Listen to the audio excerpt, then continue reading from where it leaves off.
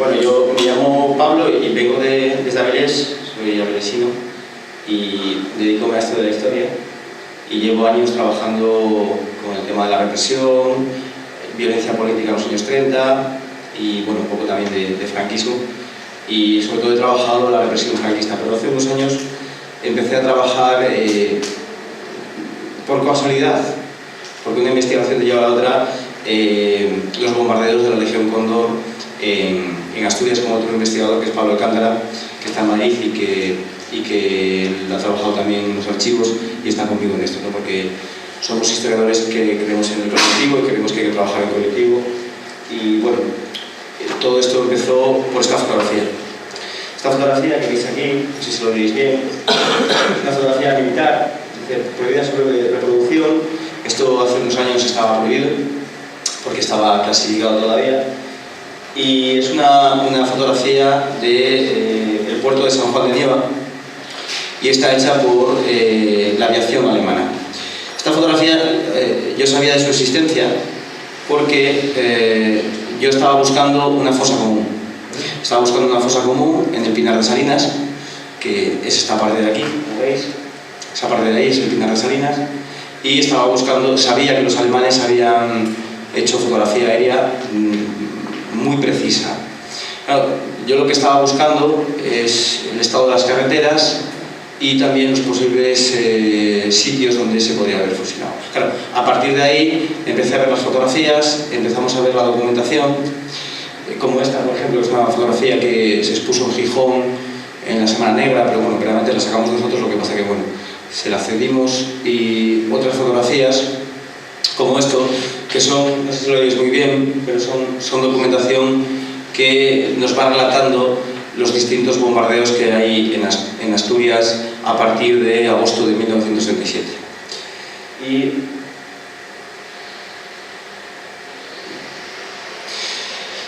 Y claro, para hablar de la Legión Cóndor en Asturias y del Guernica asturiano, como titulamos la charla, hay que hablar de la guerra civil, ¿no? La guerra civil o la guerra de España, como lo llaman aquella gente que piensa que es una guerra antifascista, sobre todo.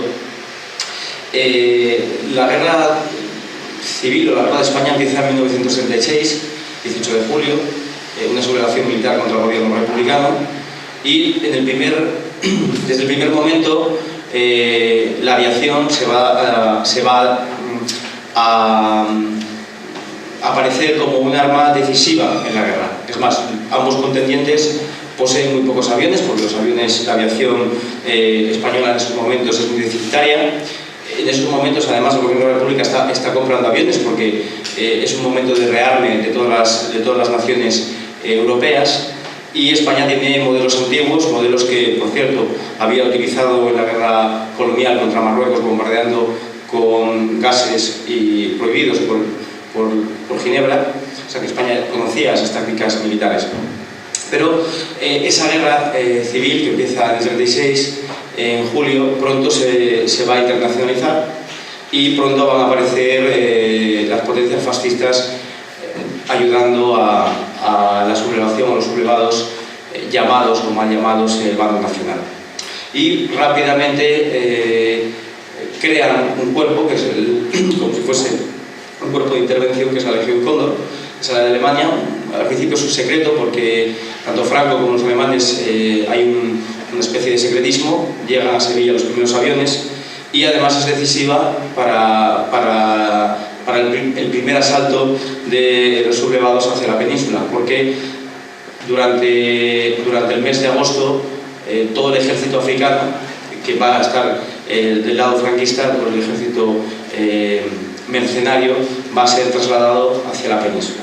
Por lo que la aviación va a ser, como digo, un arma que sin duda va a decantar la guerra hacia el lado sublevado desde el primer momento, hasta que llega en noviembre, empiezan a llegar los aviones soviéticos para la batalla de Madrid, los Chatos y los Moscas, que empezarán a rivalizar con los primeros aviones alemanes. La guerra civil es una guerra que va a durar 3 años. Durante la primera etapa de la guerra, el foco principal de las batallas va a ser en torno a Madrid. La batalla de Madrid en noviembre hasta febrero, que acaba con la batalla de Guadalajara en marzo, más o menos, del 37. Una vez que Franco ve la imposibilidad por la resistencia republicana en el centro, guía todos sus esfuerzos hacia el norte. Y en junio del 37 empieza una campaña hacia Bilbao y todo el Euskadi, y ahí empieza realmente cuando los alemanes van a empezar a probar sus armas. Y estas armas va a ser combinada. Muchas veces la gente piensa en la Legión Cóndor como es un cuerpo expedicionario, que aproximadamente tienen 15.000 soldados in situ, además van rotando, es muy parecido a lo que hacían los americanos y los españoles en Irak, o sea, es una fuerza de intervención, y además muy bien cuidada, muy buenos sueldos, y bueno, es en el País Vasco donde van a empezar a probar esas armas decisivas. Armas como los bombardeos, sobre todo sobre la población civil. Ochandio, Elorrio, Elgueta, una cantidad de villas del País Vasco que empezarán a sufrir esos bombardeos. Esos bombardeos que además pasan pasan a la historia, pasan al ámbito internacional por el bombardeo de Guernica, un bombardeo que se centró sobre todo en la población civil y no en objetivos militares, y que incluso los franquistas intentaron, como siempre, revertir el relato e intentar echarle la culpa a los republicanos, en este caso a los bulgaris. Fue un hecho muy importante. Bien, el ejército republicano, el ejército compuesto por milicias que salen de los sindicatos, de los partidos políticos, militarizado ya a partir de mayo del 37, hace una defensa del territorio pues pegado al terreno. El norte realmente es montañoso, difícil, y los alemanes ven una oportunidad ideal para probar las nuevas técnicas que después sonarán en el resto de Europa durante la Segunda Guerra Mundial, porque las villas vascas como las villas asturianas están al mismo nivel que Varsovia, Londres, bueno, Durango, Eibar. Es el mismo efecto de los bombardeos, ¿no? Aterrar a la población y sobre todo minar la moral. El soldado está del frente y lo que hay que hacer es minar su retaguardia para que decaiga, ¿no? Para que la hora de la lucha esté más débil. Esto tiene todo además una serie de estudios por parte de los militares, por cierto, no solo alemanes, sino también ingleses, incluso algún español y italianos que van a tener esas ideas, ¿no? Esas ideas de la guerra total, ¿no? Hay que machacarlo todo. Bien, entonces llegamos al territorio asturiano. Santander cae muy rápido, la resistencia en Santander es rapidísima, el resto del ejército vasco que abandona el País Vasco, los bulgaris, una parte se rinde en Santoña ante los italianos, y el ejército republicano salva casi un estado de sitio en Cantabria y logra mantener una resistencia en la frontera junto a Unquera, Panes. Y ahí el ejército republicano intenta desviar la atención de la bestia franquista en Belchite, una ofensiva republicana para intentar que el norte no caiga, pero los alemanes ya están decididos a acabar con la Bolsa de Asturias. Los alemanes siempre hacen referencia a la Bolsa de Asturias. Y es que Asturias tiene una orografía muy especial, sobre todo, claro, van a intentar atacar por la zona de los más montañosa, tanto en la Sierra del Cuera como en las sierras, como las estribaciones de los picos de Europa. Y ahí ves cómo está el mapa en esos momentos, que es el 27 de agosto de 1967. Ese día, el 27 de agosto de 1967, más de 50 aviones, y aviones de este tipo, nuevos aviones, que son los aviones que reciben a principios de año los alemanes, los Heinkel 111, con una carga de aproximadamente 2.000 kilos de bombas, van a hacer una primera oleada de bombardeos por Gijón, Avilés, Ribadenseia. Las villas más importantes van a ser bombardeadas, ¿de acuerdo? Y ese primer bombardeo va a causar bastantes víctimas. Es verdad que la aviación ya había sido utilizada en Asturias. Por ejemplo, hay un bombardeo que no se conoce y que muy poco se ha estudiado, pero que sale en los informes, que es el bombardeo de Trubia. Trubia fue bombardeada en diciembre de 1936, mucho antes que Guernica, y se concentró el bombardeo en un lugar muy cercano a la fábrica, donde vivían los obreros, causando muchos muertos, más de 50 muertos, y arrasando toda una zona. O sea que los alemanes estaban ya preparados para ese tipo de acciones. Pues bien, ese primer bombardeo es el que a mí me llamó la atención, porque encontramos este documento. Los historiadores, como bien sabéis, nos basamos en fuentes y tenemos que escudriñarnos y ir a distintos archivos que están repartidos por el territorio estatal para poder encontrar este tipo de documentos. Y este documento era un documento que verdaderamente es un documento triste, porque es un relato por parte del juzgado y de la alcaldía de Avilés del bombardeo el primer bombardeo en la villa, que es el 27 de agosto del 37. Iban calle por calle con un juez, con un médico, con varios peritos, relatando y apuntando los daños y los muertos que hay. Bueno, entonces es un documento que nos deja desde el suelo cómo fue ese primer bombardeo. Y además lo contrastamos con los documentos que tenían los alemanes desde arriba. Por lo que el bombardeo pues, había sido atroz, habían bombardeado directamente el núcleo urbano, el casco antiguo, y se habían dirigido hacia el puerto. Avilés, la fotografía que os enseñé antes, Avilés tenía en esos momentos, era un puerto principal de la República en esos momentos, y los objetivos que estaban marcados era una fábrica, es una fábrica de ácidos que se utilizaba para explosivos, y era una fábrica que era la Real Compañía de Minas, ¿no? una de las empresas más importantes de la zona y que había sido siempre, vamos a decirlo, como el cacique de la zona.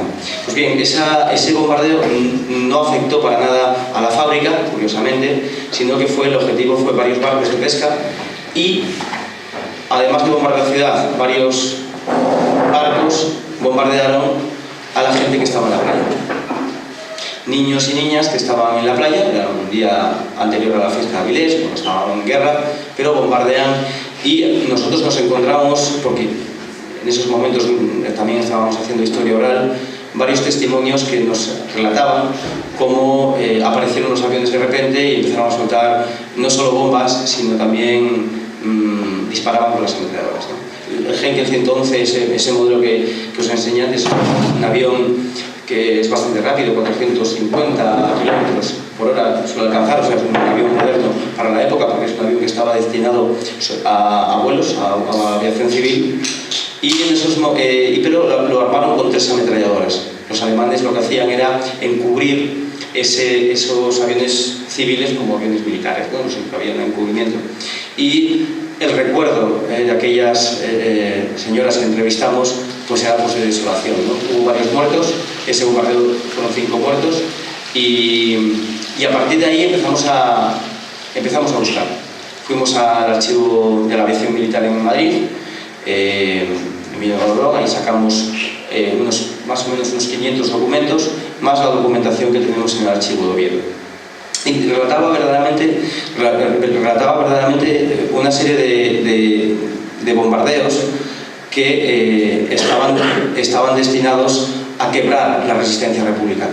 En esos momentos la República de Asturias, a pesar de tener muy pocas armas, porque el ejército republicano en el norte nunca fue excesivo de armas, pero sin duda estaban batallando en su propia tierra y sobre todo en una zona muy agreste. Solo hay que recordar la batalla del Mazuco, donde se empezaron a probar los primeros bombardeos en alfombra y también las primeras bombas incendiarias. Es decir, los alemanes ya empiezan a utilizar bombas incendiarias para reducir la resistencia republicana, porque la resistencia republicana en esos momentos es muy dura, y además el Estado Mayor franquista dice hay que ir rápidamente porque si no llega el invierno y una de las armas principales no vamos a poder utilizar. Entonces los alemanes se dedican sobre todo a un bombardeo en alfombra o un bombardeo que es por detrás. O sea, ellos lo que hacen es bombardear por detrás las líneas, y los soldados republicanos que estuvieron aquí y que entrevistamos nos hablaban de eso, ¿no? Nos hablaban de cómo los machacaban. Por cierto, hay varios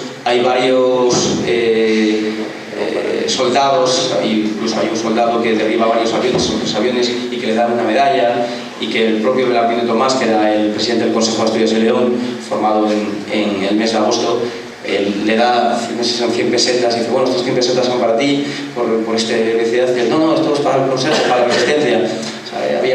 Había ahí un caldo, ¿no?, de resistencia. Bien, las líneas republicanas poco podían aguantar ante semejante despliegue, tanto artillero como militar, porque lo que estaba haciendo el ejército franquista era barrerlos.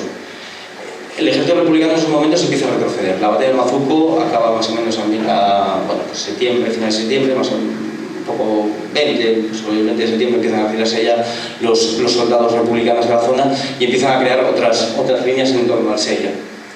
Y ahí los bombardeos empiezan a ser cada vez mayores, sobre todo en una zona como es Colunga, que había un aeródromo y Colunga es totalmente incendiada. Gijón es bombardeada varios días seguidos. Por ejemplo, en un parte dice, pues el día 13 tienen varios combates en Llanes, el 15 de septiembre no pueden tener actividad porque hay mal tiempo, el mal tiempo les juega malas pasadas. Ellos prueban a salir con mal tiempo. Por ejemplo, el 30 de septiembre de 1937 es un día que bombardean casi todo el frente, poniendo en vuelo unos 50 aviones, y bombardean de Arriondas, Inciesto, Colunga, Villaviciosa, y siguen bombardeando y siguen con las líneas que veis. Las líneas son las distintas líneas de avance franquista, ¿no? Van desde Peñalabra, Riondas, Inciesto, y todas las operaciones en el frente, todas están apoyadas por aviación, todas. Pero lo curioso de esto, y es porque nosotros llamamos el Grande Castellano, es que a la vez Gijón es bombardeada, Avilés es bombardeada también brutalmente, las villas son bombardeadas, pero por ejemplo habíamos encontrado en la zona de Tarda es destruida totalmente. Toda la zona de Valporquera es también arrasada, y se demuestra que la aviación tiene un efecto muy positivo porque la gente pues se está hundiendo. Claro, llega al final, llega octubre, y es cuando los alemanes deciden aumentar la presión ya sobre el frente. Y ahí empiezan verdaderamente los principales bombardeos, ¿no? Y el principal bombardeo, este que veis aquí, que es el de Gijón, y ojo, con población no solo de las ciudades, sino gente que se viene refugiando. Por ejemplo, en Avilés, la población eran, antes de la guerra, unos 18.000 y hay unos 24.000, o sea que hay unas 6.000 personas que están refugiadas, y son ancianos, niños, y esos niños son los que van, y esos ancianos son los que van a ser bombardeados. Por ejemplo, la primera víctima de Avilés, la primera víctima de los bombardeos, es una mujer de 67 años que está refugiada. Está refugiada en la calle de Rivero, que es la calle principal, y muere de un bombardeo, porque además hay un problema. Y esto nos dimos cuenta cuando empezamos a entrevistar a la gente. Mucha gente no había visto un avión. No había visto un avión y no sabía lo que era un avión. Y encima no identificaban si los aviones eran suyos o los aviones eran de los contrarios. Por ejemplo, una señora que entrevistamos, que vivía entre Salinas y Piedras Blancas, la Chata, una mujer además que tiene una historia bastante dura, porque había matado a su madre, después matado a su madre y a su padre, y a ella sabemos que la habían violado. Ella nos contaba, tenía 15 años, nos contaba cómo aparecieron los aviones, y ella se sorprendió. Dijo, estos aparatos, y claro, dijo, empezaron a tirar unas cosas que brillaban, y hasta que explotaron. Claro, ella, de repente se asustó y no tenía información suficiente para cómo abordar aquello, ¿no? El gobierno republicano, el gobierno del Consejo de Asturias, cuando empezó lo de Guernica, rápidamente se dieron cuenta de que había que proteger a la población. Y había que esforzarse en proteger a la población. ¿Y cómo? Pues creando refugios. Y lo que se llama la defensa pasiva. Es decir, no solo la aviación republicana, que era muy poquita, los dos principales aeródromos eran el de Colunga y el otro era el de Carreño, que es el aeródromo principal, que por cierto, en torno a Carreño hay varias batallas aéreas, caen varios aviones alemanes, también hay muchas pérdidas por parte de los republicanos. Los republicanos al final en la batalla perdieron unos 50 aviones. De los 50 aviones, unos 30 eran cazas. Es que no había mucho más. Y, claro, además en Asturias no solo entraron los aviones Heinkel 111, sino que entró uno de los aviones que va a ser estrella en la Segunda Guerra Mundial, que es el B-109, que es un avión caza muy moderno, ¿de acuerdo? Que además ametrallaban, hacían bombardeos de picado. Hay toda una serie de técnicas y tácticas que los alemanes están perfeccionando y que utilizan, como digo, indiscriminadamente a la población. Pues bien, el gobierno republicano empieza, claro, se alerta, dice, ¿qué hacemos? ¿No? Entonces, hay todo un movimiento, tanto voluntario como por parte de los ayuntamientos, por construir refugios. Por ejemplo, en Avilés se construyeron 6 refugios grandes, uno de ellos tenía 150 metros cuadrados, y lo que se hacía era tener una serie de alarmas y una serie de instrucciones, como por ejemplo pues las instrucciones: entran con calma, entrar primero los niños y las mujeres, después entrar la gente mayor, y ir colocándose al final del refugio, no fumar dentro del refugio, no alarmarse, no gritar, claro, porque sabían perfectamente que las escenas de pánico eran muy importantes, ¿de acuerdo? Claro, el gobierno republicano trabajaba a marchas forzadas, porque el frente venía encima. La guerra civil en Asturias es como una lenta agonía, ¿de acuerdo? Es como una especie de aquí vienen, y al final estuvieron a las puertas, ¿no? Y al final pasó lo que pasó. Pues bien, ese gobierno lo que intenta hacer, gracias a los voluntarios, logra realizar una obra excepcional de fortificación y de seguridad. Y lo digo porque las cifras de los muertos en los bombardeos, que nosotros estamos estudiándolas, tenemos hasta ahora mismo un censo de 250 muertos. 250 muertos en los bombardeos. Sabemos que hay más. Sabemos que posiblemente la cifra suba 50 o 75 personas más. Pero tiene que ver, no es tan agresiva como fue, por ejemplo, en Guernica o en Durango. ¿Por qué? Porque la gente ya estaba preparada. ¿De acuerdo? Y el gobierno republicano sí que intentó en esos momentos pues alertar a la población. Aunque, por ejemplo, el último bombardeo en Avilés no causó tantos muertos como el nivel de destrucción. Fueron 80 casas que cayeron, 80, ni más ni nada menos. Pero la gente pues se iba hacia el monte, se escondía en cuevas. Pues me contaba un compañero, Aitor, pues como su abuela, porque claro, uno de los bombardeos más serios fue el de Bersella, que es el día 30. Más tengo el parte, yo te lo pasaré por ahí porque es interesante. Hace poco tiempo estuvimos en casa también hablando de los bombardeos y bueno, pues la gente pues nos contaba las historias de los distintos bombardeos, y Equilicua, los documentos no fallan. Estaban ahí, o sea, era un día del siglo 27, ese día los alemanes dicen: hicimos una acción, tiramos cuantas bombas, etc. ¿Qué tipo de munición utilizaban los alemanes? Los alemanes estaban probando qué tipo de explosivos sería el ideal para bombardear una ciudad. Entonces, ellos van probando. Es verdad que la escasez de armas, de bombas, era importante, y lo que hacen es tirar bombas de 10 kilos, de 50 y 250. Para que hagáis una idea, las primeras bombas que tiraron en Avilés fueron de 50 y 10 kilos, ¿de acuerdo? Esta, por ejemplo, es de 50 kilos, que este es el ayuntamiento de Avilés. El ayuntamiento de Avilés quedó totalmente bombardeado, la parte de arriba cayó, la explosión además fue brutal porque saltó todo desde dentro. Había niños que no se pudieron esconder y una niña murió en el acto. Y las bombas de 10 kilos causaban, por ejemplo, en las casas, que las fachadas, la parte interna, pues se destruyese. Tuvimos la suerte de conseguir una, que la tengo en casa. Como me pilla la Guardia Civil, me manda para Cataluña. No, que está desarmada, está legalizada. No, eso. Es una bomba, es muy curioso porque esa bomba me la dieron. Es una bomba que no llegó hasta allá, muchas bombas no llegaban hasta allá, y la recuperaron, se le sacaron la pólvora y bueno, pues la tenían como de recuerdo. Y estaba muy cerca de mi casa además.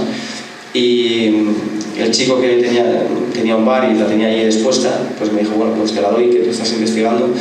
Y la verdad es que estuve haciendo pesquisas sobre ella, y sí, realmente tenía una potencia importante, o sea, realmente causaba bastante terror.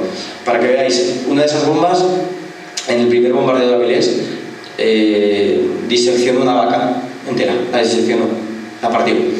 Y en el informe ese que os contaba al principio, el informe que hace el Ayuntamiento de Avilés, pues el paisano que dice, bueno, pues mi vaca murió, dice, la diseccionó, yo tuve suerte porque me puse debajo del carro, no sé qué. Hay toda una serie de escenas que realmente hablan de esa política de terror sobre la población.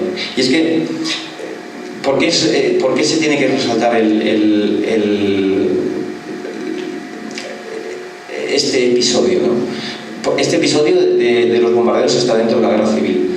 La guerra civil, puede haber mucho debate ideológico, sabemos perfectamente que es un lugar de reñidero, ¿no?, en nuestra historia. Pero la utilización de este tipo de armas nos pone al nivel de la Segunda Guerra Mundial. O sea, nos pone a ese nivel. Realmente la guerra de España, como decía al principio, está conectada con la guerra antifascista y con la guerra europea. ¿De acuerdo? O sea, y esas armas son utilizadas en España para después utilizarlas en otros lugares. Y lo más importante es que cuando empezamos a estudiar esto, nos trasladamos a Durango y a Guernica. Fuimos a Lorrio, fuimos también a Ochandio, y allí vimos cómo desde los años 80 en Euskadi habían hecho toda una memorialización de lo que eran los bombardeos, ¿vale? El gobierno de Euskadi y las sociedades de memoria de Euskadi, la población en Euskadi, había guardado en su memoria lo que habían sido los bombardeos. Y esto era muy importante. ¿Por qué? Porque hoy tienes lugares de memoria como Ochandio, que tienes no solo un monumento, sino que tienes murales y tienes todos centros de interpretación como en Guernica, por ejemplo. Y que además en Barcelona, por ejemplo, en todo el Levante, porque después seguimos la estela en el Levante, por ejemplo, en Barcelona tienen hasta ya querellas contra los aviadores italianos, porque también participaron los italianos, que habían participado los italianos fascistas que habían pertenecido a esas brigadas o a esas escuadrillas de bombardeo. Porque uno de los problemas, o una de las cosas que se suele decir, es que los pilotos no tenían nada que ver. Pero gracias a las investigaciones de los alemanes, que por cierto los alemanes han hecho un buen estudio sobre la Legión Cóndor y también sobre los italianos menos, sabemos que muchos de ellos eran voluntarios. O sea, se apuntaban voluntarios y venían realmente con una ideología fascista y tiraban sobre la gente, estaban bombardeando sobre la gente. Es verdad que de todos los estudios que he podido leer de los alemanes, y por cierto hay una mujer que hace un estudio, aplica historia de género o las técnicas de estudio de género a la Legión Cóndor, que es una cosa que me pareció una cosa muy difícil y una maravilla, y habla del pánico y de las cartas que mandan los soldados alemanes, que por supuesto muchos de ellos están viendo que están matando gente directamente, porque también eso es una prueba. ¿Cuánto aguanta una persona matando? Lo que contaban los es que al principio estaban como más asustados, pero al final de la guerra ya no, ya era como una cosa mecánica. O sea que la violencia se convertía en una cosa mecánica. Bien, a lo que iba. ¿Por qué en Euskadi, por qué en Cataluña, incluso en el Levante, se está haciendo toda una historia de recuperación de la memoria de los bombardeos? ¿Y por qué incluso se ha llegado a los tribunales internacionales, reclamando que vengan a declarar aquí los pilotos, que por cierto alguno queda vivo? ¿Y por qué en Asturias no? Porque en Asturias, si tenemos un nivel de destrucción muy parecido, tenemos, este señor es von Richthofen, que es uno de los jefes de la Legión Cóndor, y que es el que prepara todos los bombardeos, y que por cierto este es después el que es el jefe de la Luftwaffe, es decir, de las escuadrillas que bombardean en toda Europa, Varsovia. Este es el que bombardea Stalingrado, por ejemplo, que lo deja hecho añicos. Y este hombre los pilotos alemanes se creían caballeros, muchos de ellos. Este venía de una nobleza, este venía del barón rojo, ¿no? ¿Por qué en Asturias no? Porque ¿qué pasa si en Asturias verdaderamente, por ejemplo, esta fotografía es una fotografía que es del puerto de Avilés, de Gijón, donde el último día de la guerra, el 20 al 21 de octubre, se bombardeó, y aquí se hundió uno de los acorazados que era el Ciscar, y un submarino republicano, que venía a apoyar a los republicanos porque la guerra, aquí acaba el 21 de septiembre, va a hacer 80 años. ¿Por qué no en Asturias? O sea, ¿por qué en Asturias llevamos 40 años más o menos de retraso sobre estos bombardeos? Y no solo eso, porque se ha permitido, aunque ahora ya se han quitado, las placas de los pilotos alemanes que mueren en el frente norte. En Asturias hay 6 pilotos que mueren. Hay 6 pilotos que mueren. El último de ellos que muere en Avilés, en un vuelo de reconocimiento. Ya está rendido, todo el mundo ya está metido en casa, o los que han marchado en barco, y pasan con un avión que es un Donier, un avión bastante grande, y 2 guajetes de 15 años se suben, no sé si habéis estado en Avilés, se sube a la iglesia nueva de Sabugo, donde estaba una ametralladora que intentaba pues un poco pues distraer a los aviones, porque más no podían.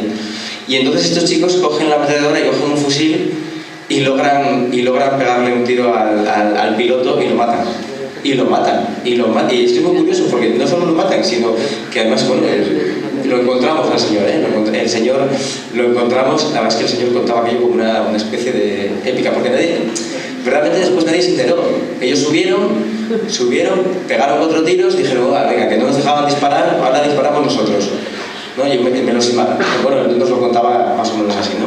Y el avión el avión no cayó, sino que logró llegar a Santander, porque el avión se dirigió a Santander, y el piloto está muerto. Por cierto, el piloto tiene su placa en un cementerio alemán y está todo documentado. Lo que no estaba documentado es la historia de este señor, que claro, era un perdedor, y el pro era un perdedor, y que bueno, el padre después lo había metido preso, etcétera, no por eso, pero él lo contaba como la última batalla, ¿no? Dice, la última batalla del norte la hice yo, ¿no? Era muy curioso. La verdad es que fue una historia que, bueno, que ponía un poco de humor a aquella tragedia. Bien, ¿por qué en Asturias no se ha hecho memoria sobre los bombardeos? ¿Por qué los gobiernos asturianos, los diferentes gobiernos de izquierdas o pseudoizquierda, no han intentado recuperar esto? Cuando verdaderamente las pruebas están ahí, la documentación estaba ahí. Y yo creo que es como todo, ¿no? En Asturias, y yo que me dedico a la memoria y me dedico sobre todo a la represión, lo que les interesa es borrarlo, o sea, el borrado. O sea, cuando yo digo, no, es que en Asturias se bombardeó, es que nosotros también tuvimos nuestro Guernica, es que nuestra población también sufrió, es que ese relato es necesario mantenerlo, porque igual que otros pueblos han mantenido ese relato, y ese relato les ha ayudado a construir dinámicas en la paz, en la convivencia, nosotros no lo hemos hecho. Para nosotros parece como si hablamos de los campos nazis, hablamos de los bombardeos de Varsovia o de Londres, y sin embargo los mismos aviones han bombardeado nuestras ciudades, nuestras villas, y ni siquiera hemos tenido ni siquiera un pequeño texto en los libros de historia que les enseñamos a nuestros alumnos. Eso es muy grave. Quizás porque tengamos poca idea de lo que es Asturias, o quizás porque no queramos asustar a aquellos que todavía se consideran defensores de la patria.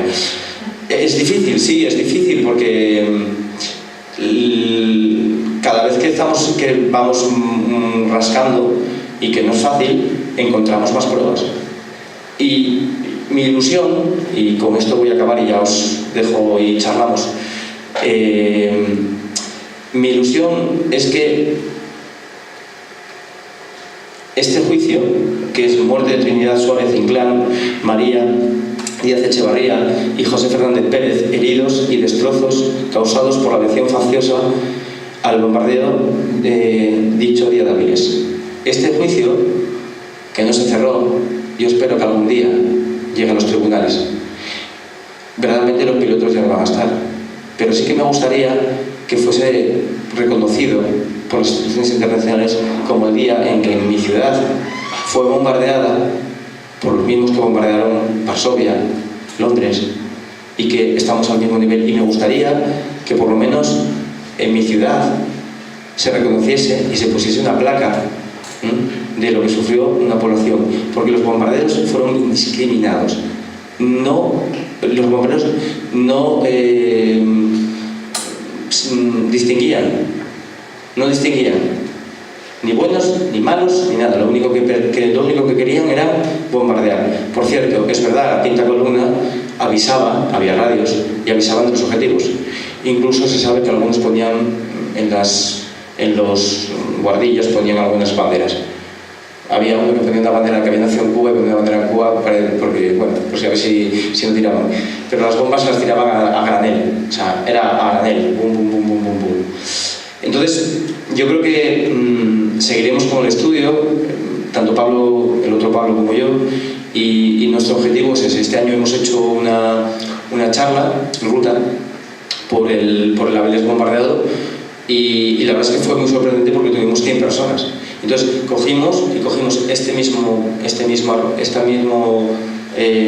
documento y fuimos enseñando a la gente los lugares y las casas que habían sido bombardeadas.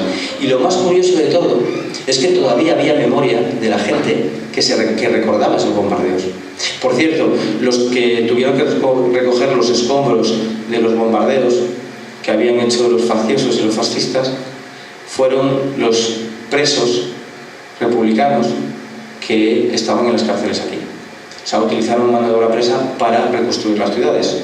Y es muy curioso, y esto ya lo pongo como un poco por el proceso, fueron los catalanes, porque es muy curioso, en Avilés el campo de concentración más importante es el campo de concentración de La Virera, que era una fábrica que fue utilizada. Venían en ese momento, Cataluña estaba siendo atacada por los fascistas, y en ese momento pues, los presos que caían eran destinados a Avilés como presos, y una de sus misiones era el trabajo en el desescombro de la ciudad.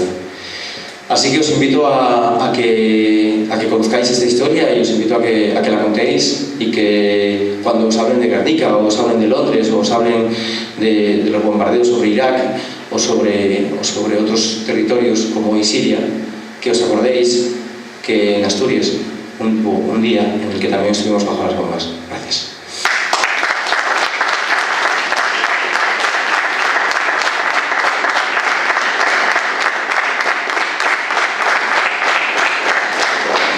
Y ahora podéis preguntar lo que queráis. Bueno, lo que queráis. Menos sobre Cataluña.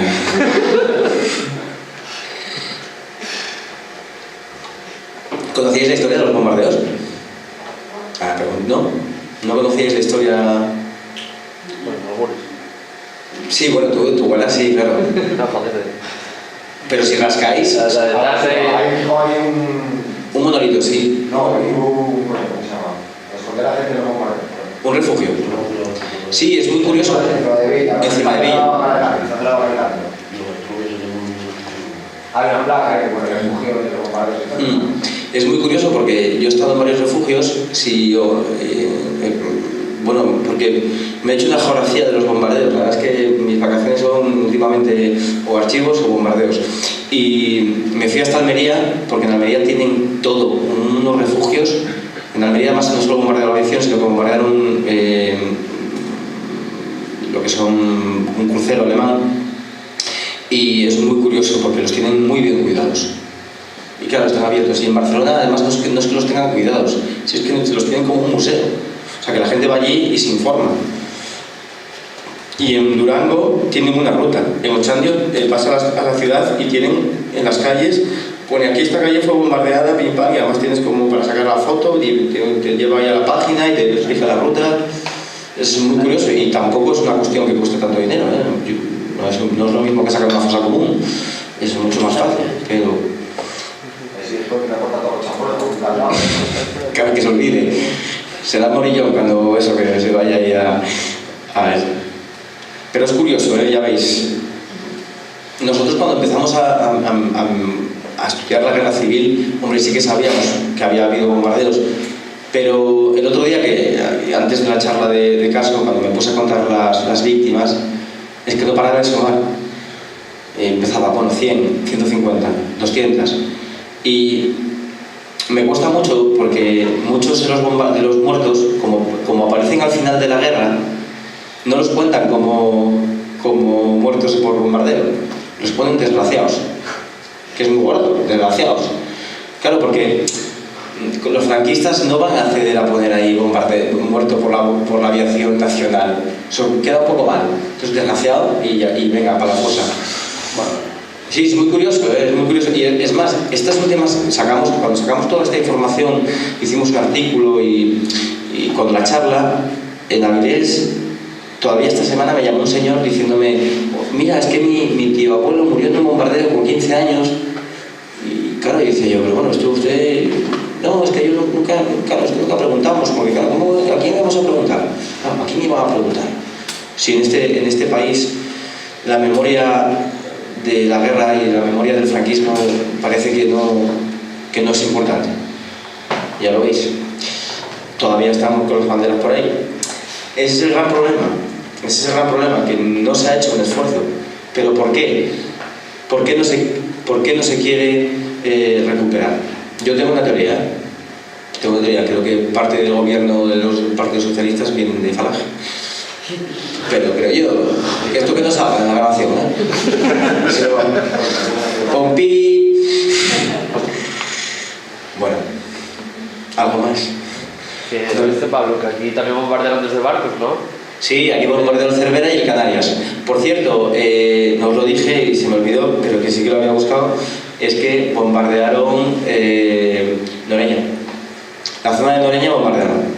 Y ahí hubo un parte, os lo pasaré, si eso, os lo paso para que lo tengáis. Y sí, bombardearon Noreña, claro. Porque aquí en el Berrón fue una de las últimas concentraciones cuando se concentran las últimas tropas, las más bisoñas, porque el ejército republicano ya dice, bueno, ya se acaba esto, hay que salir. Entonces cogen a los jóvenes pues un poco para que hagan un poco de tapón.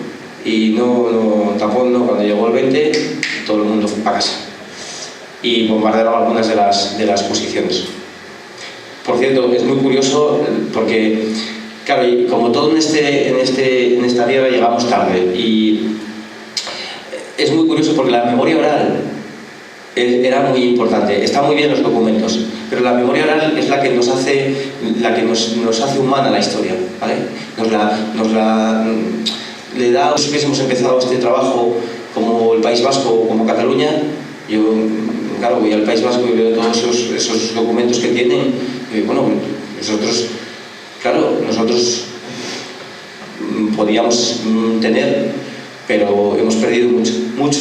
O sea, hemos dilapidado, tanto que hablamos de la Asturias roja, de la Asturias no sé cuánto más, hemos dilapidado toda esa memoria oral, la hemos ido tirando y dejando que se muera. Y eso ha sido uno de los grandes problemas para la transmisión. La memoria oral de los vencidos va en silencio, pero en otros lugares ha gritado bastante. La verdad es que es curioso. Yo cuando llegué allá a Durango dije yo, pero bueno, ¿qué entendéis? Las calles ya todas marcadas y todo, sí, todo. Incluso pues te explican, y sin ningún tipo de problema. E incluso con las autoridades alemanas, que es lo más curioso. ¿Sabes? Las alemanas han reconocido los bombardeos. Esperemos que algún día pues venga Merkel y nos pague la deuda asturiana como lo que nos destruyó.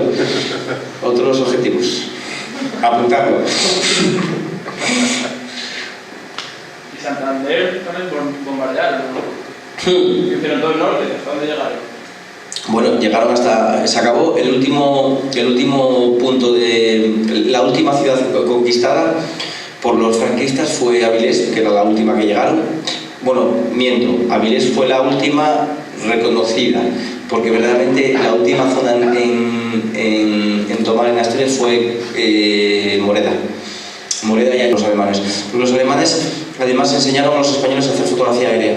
Esas fotografías, es que las fotografías verdaderamente son alucinantes. El nivel de detalle que tienen, os voy a hacer un zoom para que veáis, pero el nivel de detalle que tienen es brutal, Ya veis, esto estamos hablando del año 37, tecnología AFA, una película AFA, y es que es brutal. O sea, este es el puerto de Gijón, y aquí está el crucero, ¿sí lo veis? Este es el crucero, y este es el eso. Y la de Avilés, por ejemplo, la de Avilés, que yo la utilizo bastante,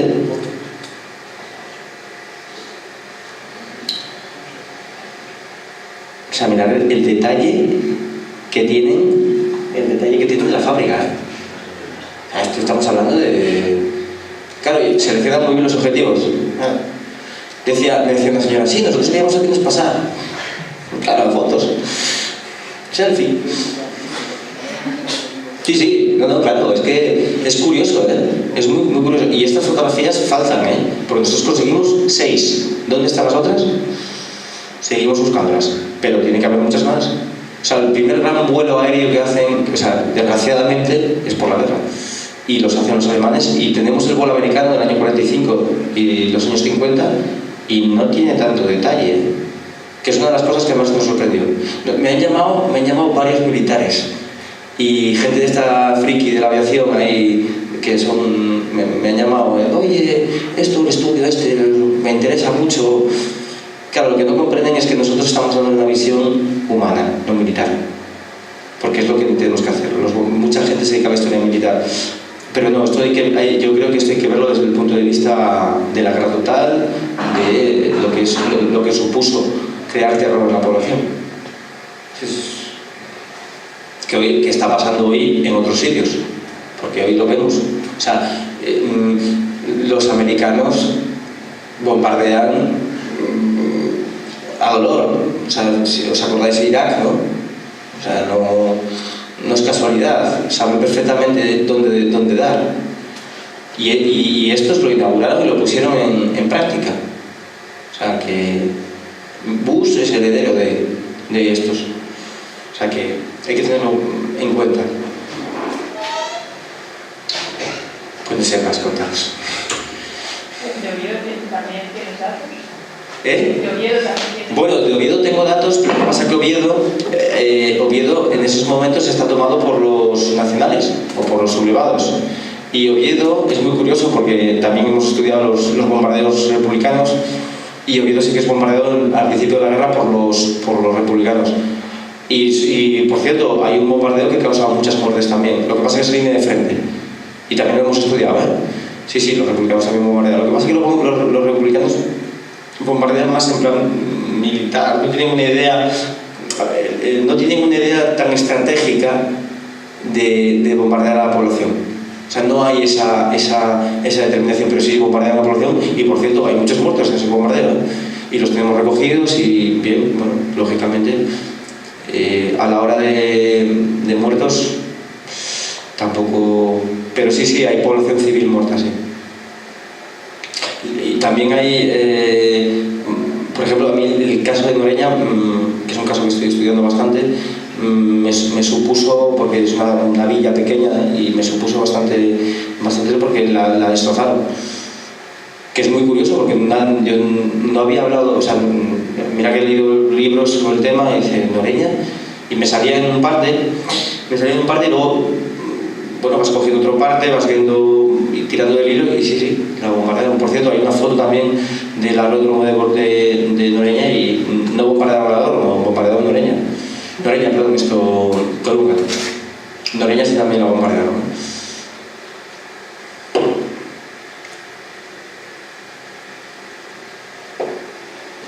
Y en ese juicio pendiente, ¿qué papel puede jugar el llamado derecho internacional? Hombre, yo estoy en la querella argentina, porque aquí nuestro derecho no nos va a funcionar, y esperemos que sí, que se denuncia a nivel internacional. Hombre, yo tengo la experiencia de la ONU con el tema de los desaparecidos de Avilés. Yo llevé al Tribunal de Desapariciones Forzosas el caso de mi bisabuelo. Confío poco, pero bueno, sí que creo que dentro de la Unión Europea puede haberlo, y sí que creo que los alemanes, si nosotros nos ponemos, no creo que haya problema, pero en Barcelona se ha denunciado y ha habido problemas porque los italianos no han querido que declarasen los pilotos. Pero bueno, el juicio está abierto, en Barcelona sigue. Pero bueno, yo creo que es un poco más simbólico que otra cosa, ¿no? Es como una especie, es una lucha simbólica, ¿no? Pues por supuesto que justicia poca vamos a poder recuperar, pero más que justicia lo que queremos es el que está ahí, que se recuerde. Yo creo que es la única que podemos ahora mismo. Hombre, y si Merkel nos paga la ciudad también, ¿no? tenemos deudas en Avilés, por ejemplo. Yo estoy ahí, pero no, sí. Yo quería abrir el juicio ese es más, estuve hablando con alguna asociación de memoria para poder llevarlo. Y sé que FAMIR está en ello, lo sé, y sé que la documentación que tenemos puede servir para ello. O sea, nosotros vamos a aportar toda la documentación que tengamos. Y la documentación es muy clara, ¿eh? La documentación es clara. O sea, el juicio que hacen, el proceso que abren los avilesinos es claro. Entonces, bueno, justicia, verdad y reparación, compañero.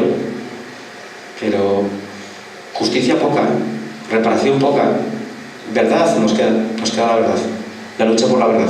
Porque es lo que yo decía antes.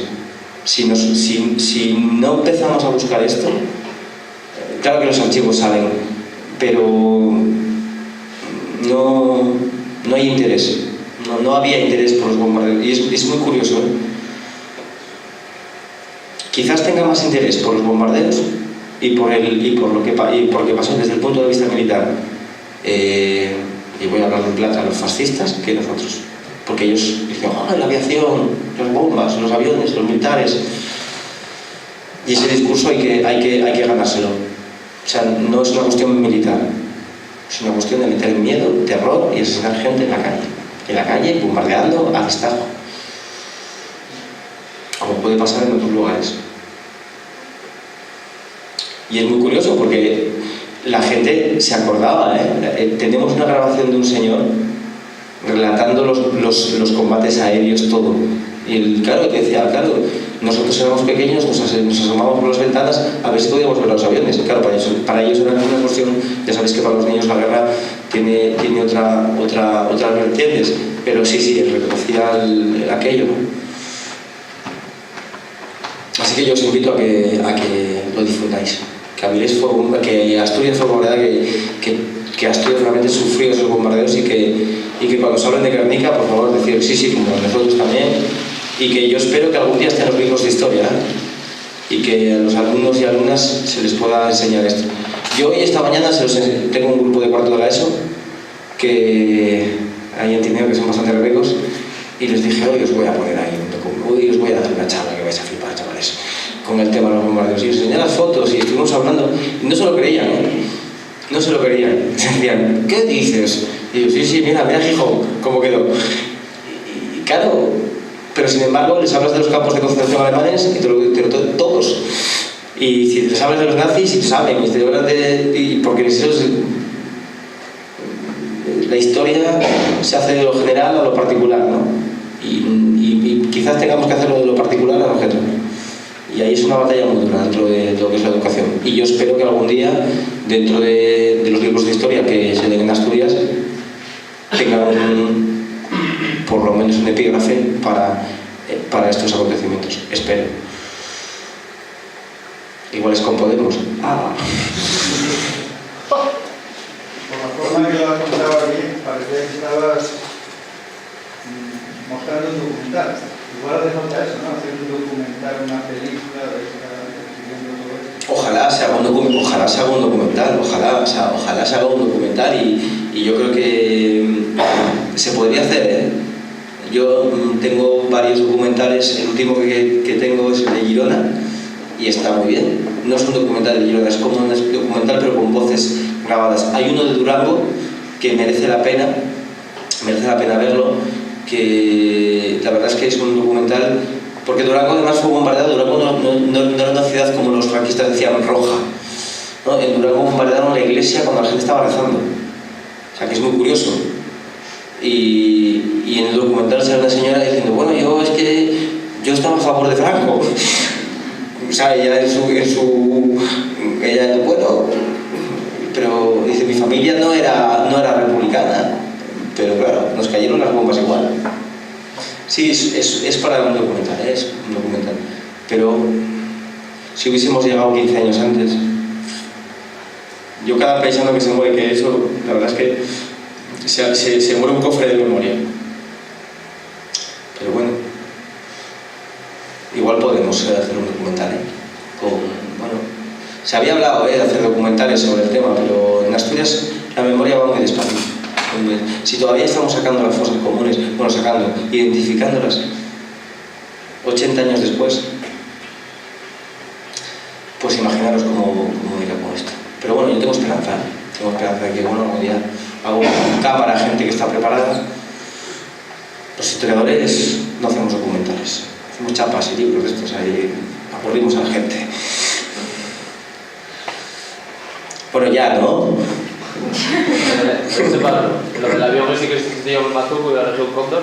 Sí, la Legión Cóndor sí existe, además el avión...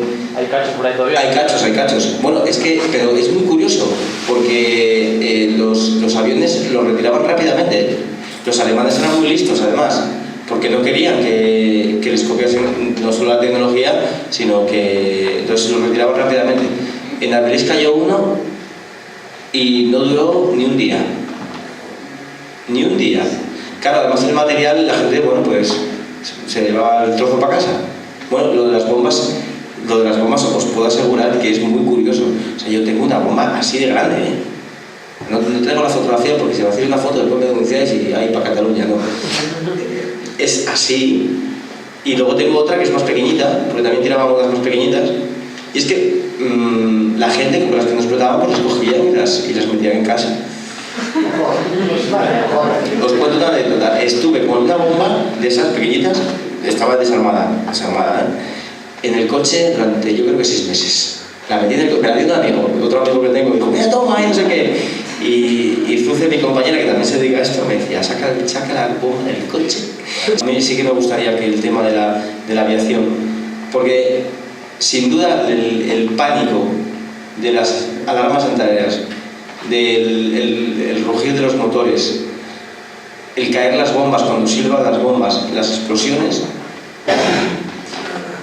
eso yo creo que no lo deberíamos borrar de nuestra memoria. Yo creo que ese episodio se merece que esté en la memoria de los asturianos y las asturianas. Yo creo que sí, ¿eh? Yo creo que sí, que es igual que Pelayo, los bombardeos también, por favor. ¿No? Oye, una cosa, ¿se sabe si se tiene cubierto todo el estado con la fotografía aérea esa? ¿O solo fotografiaron No, sitios estratégicos, pero es que el Levante, o sea, pero tienen fotografías, pero hay unas fotografías, si mañana o el domingo tenéis tiempo y ponéis bombardeo de Barcelona,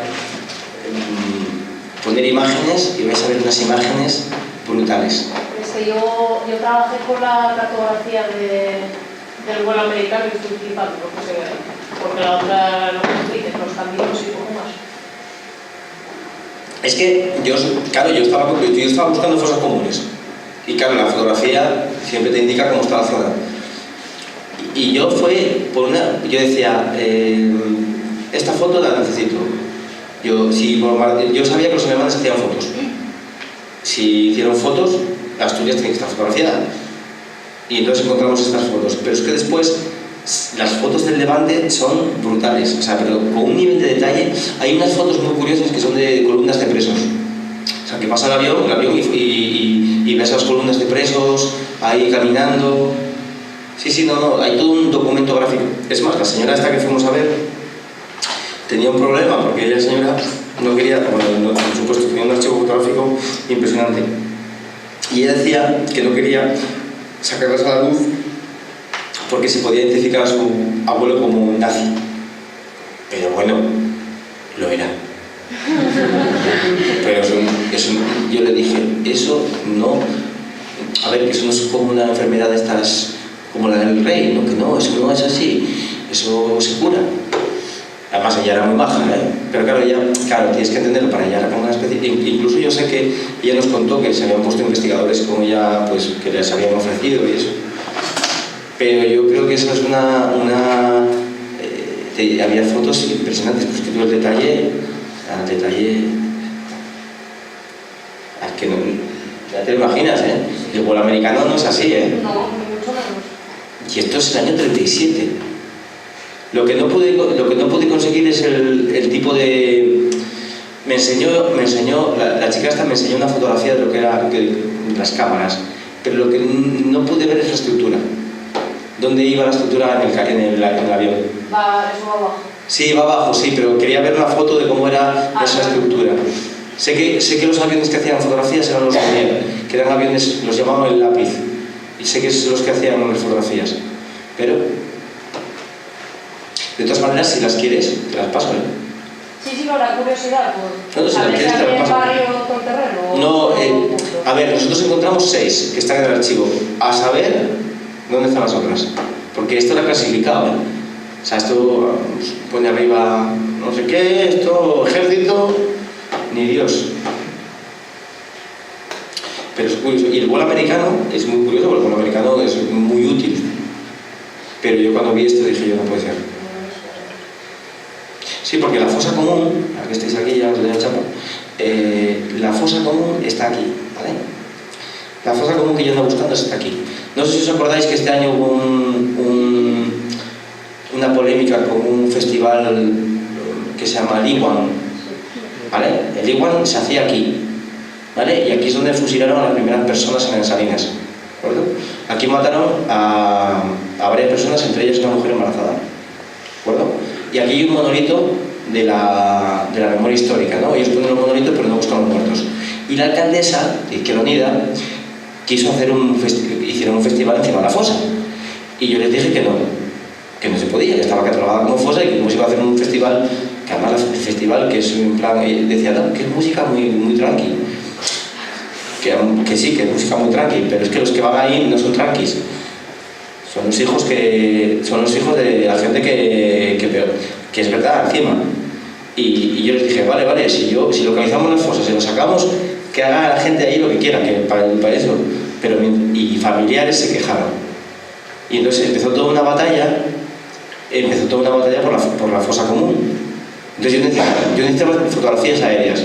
Y vi el vuelo americano, pero dije, no, déjame buscar más atrás. Y fue cuando encontré esto. Y es aquí, en esta parte de aquí. Que aparecieron varios cadáveres, uno de los cadáveres que apareció lo mutilaron, le cortaron y se lo pusieron en la boca. Sí, la violencia de la represión franquista en Asturias, que es otro capítulo aparte, es muy gordo. Y una de las chicas es que era muy curioso, porque es que una era una mujer que estaba embarazada de 5 meses y que la fusilan. Y entonces la familia no ha podido acercarse ahí en su vida. Y entonces ella, cuando salió de lo del Iwan, mandó una carta, yo también apoyé y ahí hubo una batalla. Yo no puedo ir a la playa Salinas, no me deja la alcaldesa. Y esto me ayudó mucho porque a mí lo que estaba buscando en las carreteras. Yo estaba buscando las carreteras, porque si te fijas hay 2 carreteras, ¿no? Bien, pues esta es la carretera que yo estaba buscando. Y claro, ahora ha cambiado mucho. Entonces la gente me contaba, no, iban por aquí, los camiones iban por allí, no sé cuánto más. Claro, yo tenía referencia oral, pero necesitaba la referencia gráfica. Y los mapas de la época, sí, te puede, pero yo necesitaba la fotografía, y la fotografía te ayuda mucho. Si has trabajado con la fotografía... Sí, para caminos viejos era. Claro, para caminos viejos, claro, es que es brutal. Claro. Y yo creo que, pues mira, si quieres, te las mando a ti, porque esto es público, ¿eh? Nosotros cogimos y las hicimos públicas. Las tomamos por saco, ¿sabes? Claro, es que durante muchos años estuvieron cerradas en un archivo. ¿Sabes a quién se las mandé? Al Instituto Geográfico Nacional. Pues igual en los visores les tienen. No las tienen. No, ya van a ponerlas.